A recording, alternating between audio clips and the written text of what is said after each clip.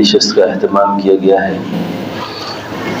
تو آپ نے کوشش یہ کرنی ہے کہ اللہ کی رضا کے لیے اپنی اصلاح کی نیت سے گھر سے توبہ استغفار پڑھ کر اس مجلس میں آنے کا اہتمام کرنا ہے، اور جب اس مجلس میں آ جائیں تو آنے کے بعد کسی قسم کی فضول گفتگو، فضول کلام، فضول بحث ہر ایک سے احتراز کرنا ہے۔ کچھ وقت صرف اور صرف اللہ کے لیے ہو اور اللہ کی رضا کے لیے ہو، تاکہ اس وقت کا اجر اور قیمت ہمیں اللہ کے ہاتھ سے مل سکے۔ سب سے پہلے آپ جس مجلس میں ابھی تشریف فرما ہیں، یہ اللہ کی مجلس ہے، اللہ کے ذکر کی مجلس ہے، قرآن کی مجلس ہے، دین کی مجلس ہے۔ اس طرح کی جو مجالس ہوتی ہیں، سب سے پہلے اس کی فضیلت کو سمجھیں، اس کی فضیلت کو سنیں، یعنی اس کی فضیلت کیا ہے، اس کا اجر کیا ہے۔ حدیث شریف میں آتا ہے کہ زمین پر جب اس طرح کی مجالس ہوتی ہیں جس میں اللہ کا ذکر کیا جاتا ہے، اللہ کا بیان کیا جاتا ہے، اللہ کو یاد کیا جاتا ہے، تو ان مجالس کو فرشتے ڈھونڈتے ہیں، اور فرشتے ڈھونڈ کر ان مجالس کا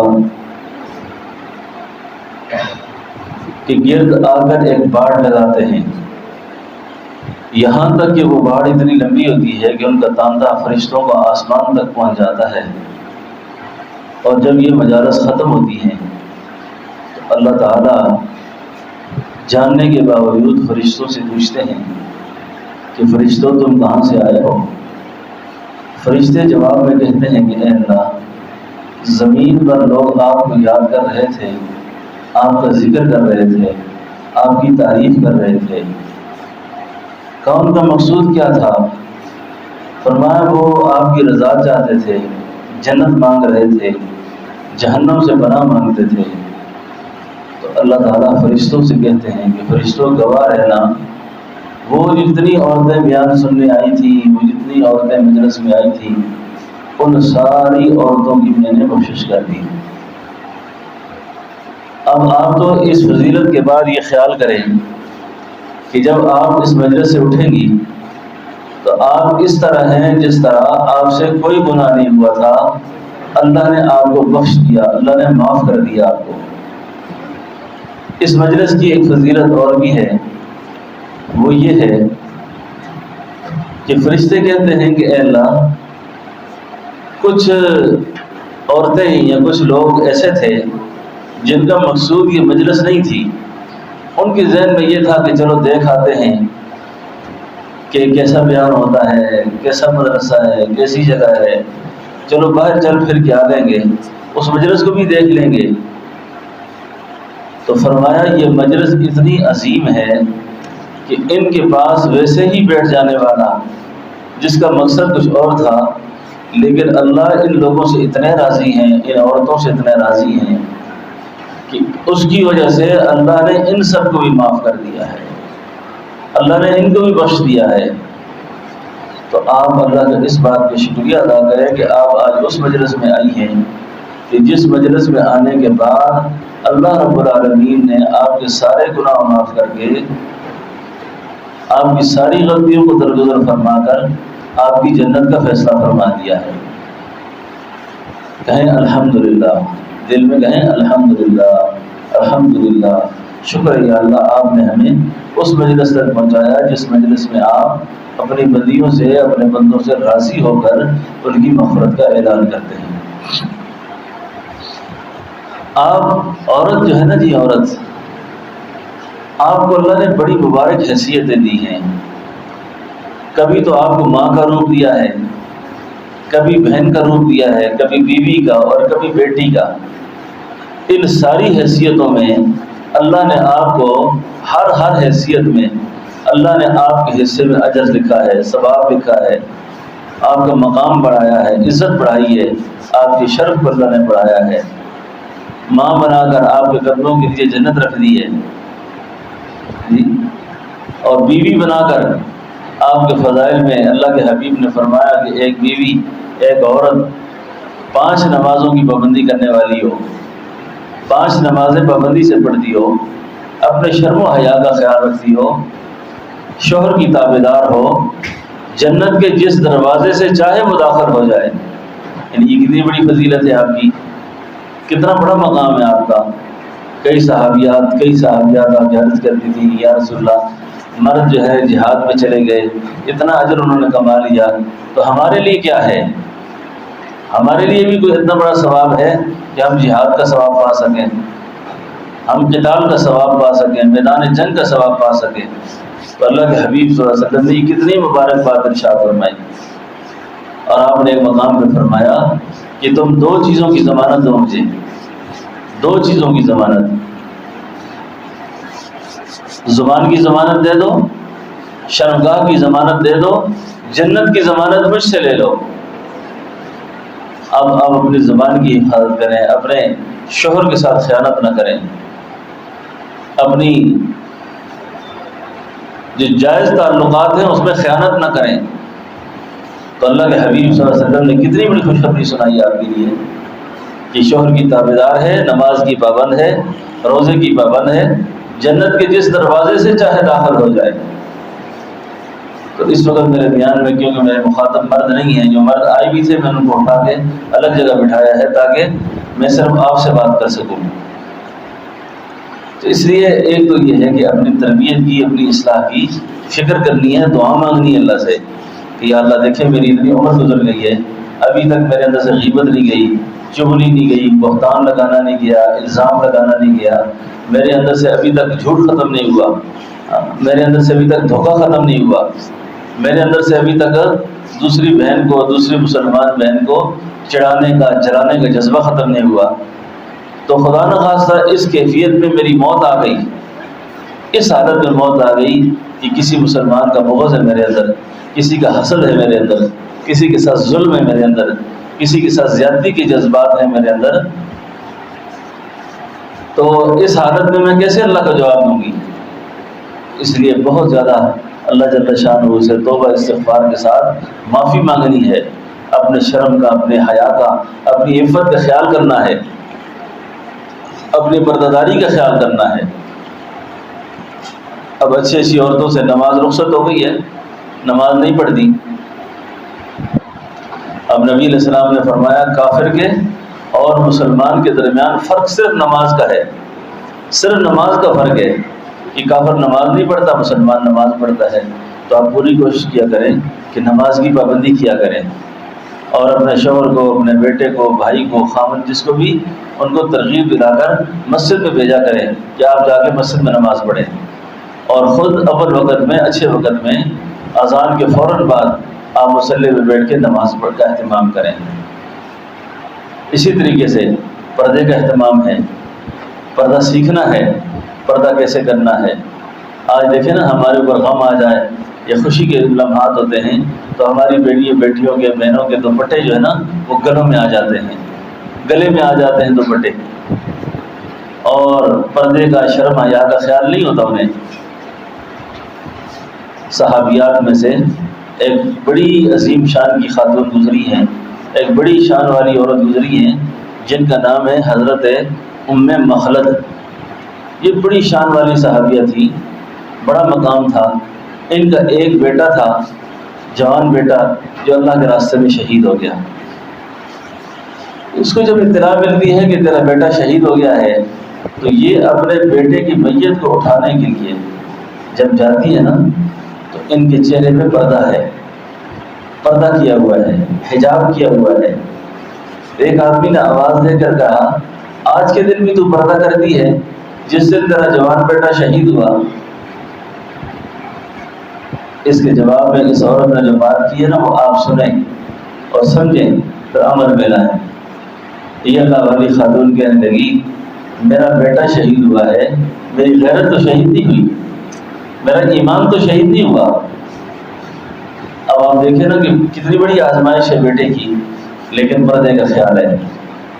تو آج ہمارے اوپر تھوڑے بہت حالات آ جائیں، عورتیں چیخنا شروع ہو جاتی ہیں، چلانا شروع ہو جاتی ہیں، تو اویلے کرنا شروع ہو جاتی ہیں اور اپنے دوپٹے گلوں میں ڈال دیتی ہیں اور اس طرح کی حرکات کرتی ہیں جو شریعت کے بالکل خلاف ہے۔ اس لیے نماز کی پابندی، روزے کی پابندی، اپنے پردے کی پابندی، شرم و حیا کا خیال کرنا، یہ ایک شریف النفس، سلیم الفطرت اور اللہ کی نیک بدیوں کا خاص شعار ہے۔ تو اس لیے بطور خاص میں یہ بات آپ سے عرض کرتا ہوں کہ ان چیزوں کا بہت زیادہ خیال رکھا کریں۔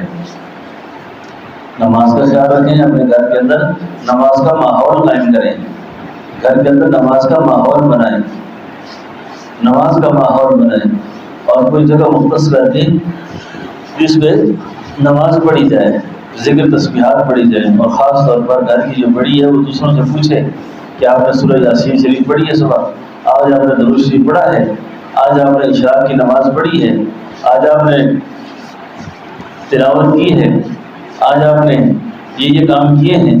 تو اس طریقے سے ایک دین کا مذاکرہ، اعمال کا مذاکرہ جب گھروں میں رہے گا تو انشاءاللہ یہ زندگی بھی ہماری جنت بنے گی، اور مرنے کے بعد بھی اللہ جل شانہ ہم سب کو جنت میں اعلیٰ اور ارفع مقام نصیب فرمائیں گے۔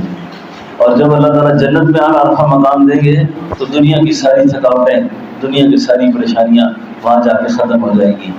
تو اس لیے بنیادی طور پر میں آپ سے ایک بات عرض کرتا ہوں کہ ایک تو باوضو رہنے کا ہمیشہ اہتمام کریں، باوضو رہنے کا، باوضو رہنے کا اہتمام، اور جن دنوں میں نماز نہ بھی پڑھنی ہو ان دنوں کے اندر بھی پورا اہتمام کر کے، کوشش کر کے، وضو کر کے مصلی میں بیٹھ جایا کریں تاکہ شیاطین کے حملوں سے آپ کا دل و دماغ محفوظ رہے۔ دیکھیں نا، کھاتے پیتے اور اچھے ماحول کے رہتے ہوئے بھی ہمیں سکون نہیں، اس وقت پریشان ہیں ہم۔ کیوں ایسا ہے کہ غریبی ہوتی ہے تو کوئی بندہ پریشان ہوتا ہے، سمجھ آتی ہے۔ کھاتے پیتے گھر کی عورت کیوں پریشان ہے، اچھے کپڑے پہن کر کیوں پریشان ہے، اچھا جوتا استعمال کر کے کیوں پریشان ہے، اچھے طریقے سے اس کی ضروریات پوری ہو رہی ہیں پھر بھی وہ پریشان ہے۔ اس کا مطلب یہ ہے کہ کوئی خانہ ایسا ہے جو خالی رہ گیا ہے اور جس وجہ سے یہ مسائل ہو رہے ہیں۔ تو اس لیے بہت زیادہ اہتمام کے ساتھ کوشش فرمائیں کہ باوضو رہنے کا، نماز کا اہتمام کرنے کا، پردے کا، شرم حیا کا بہت زیادہ خیال رکھیں۔ اور جن عورتوں کے پاس خاص طور پر گھروں کے اندر مخلوط ماحول ہے، مخلوط ماحول کے اندر بھی یعنی اللہ کی رضا کے لیے دیور کا اور ان لوگوں کے حقوق کو ادا کرتے ہوئے بھی آپ پردے کا خیال کر سکتی ہیں۔ کئی عورتوں کے اندر یہ بات ہے، جی میں پردہ کیسے کروں، میرے گھر میں تو اتنے دیور ہیں، اتنے فلاں ہیں، اتنے فلاں ہیں۔ ایمان والی عورت کے لیے جوائنٹ سسٹم ماحول کے اندر بھی رہ کر اپنے شرم حیا کا خیال کرنا کوئی مشکل نہیں ہے۔